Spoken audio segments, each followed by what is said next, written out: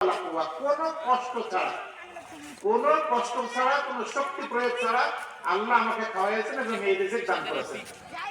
তার কি হবে? গুফির আল্লাহু মা তাকাদ্দামা মিন যামবিহি ওয়া মা তাআখার। তার আগের এবং সব পরের সব গুনাহ আল্লাহ মাফ করে দেবেন। বলেন তো এই দোয়াটা মুখস্থ করা কি কঠিন? আলহামদুলিল্লাহিল্লাযী, বলেন আমার সাথে, আলহামদুলিল্লাহিল্লাযী আত'আমানি হাযা ওয়া রাযাকানিহি মিন গায়রি হাওলিন মিন্নি ওয়ালা কুওয়া।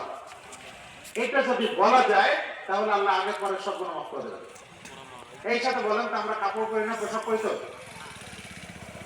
আমরা কি কেউ পোশাক বিহীন থাকি? থাকি না। তাহলে পোশাক পরিধান করেও যদি আপনি এই দোয়াটা পড়েন তাহলে আল্লাহ রাসূল সাল্লাল্লাহু আলাইহি ওয়াসাল্লাম বলছেন আল্লাহ তার সব গুনাহ মাফ করে দেবেন। মান লাবিসা, রাসূলুল্লাহ সাল্লাল্লাহু আলাইহি ওয়াসাল্লাম বলছেন মান লাবিসা সাওবান, যে ব্যক্তি কোন কাপড় পরিধান করলো, ফাকাল আলহামদুলিল্লাহিল্লাযী কাসানি হাযা, আলহামদুলিল্লাহিল্লাযী কাসানি হাযা সাওব ওয়া রাযাকানিহি মিন গায়রি হাওলিন মিন্না ওয়ালা কুওয়া, মিন গায়রি হাওলিন মিন্নি ওয়ালা কুওয়া। যদি আরেকটা মুখস্থ করেন তাহলে পরেরটা সহজ হবে, যদি আরেকটা মুখস্থ করেন তাহলে পরেরটা সহজ হয়ে যাবে।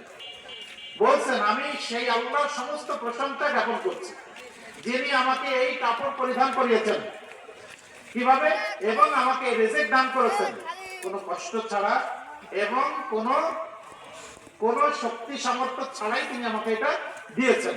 তাহলে আল্লাহ রাব্বুল আলামিন তার আগের পরের সব গুনাহ মাফ করে দেবেন। সুবহানাল্লাহ। দুই নম্বর বিষয়, একটা ছোট্ট দোয়া।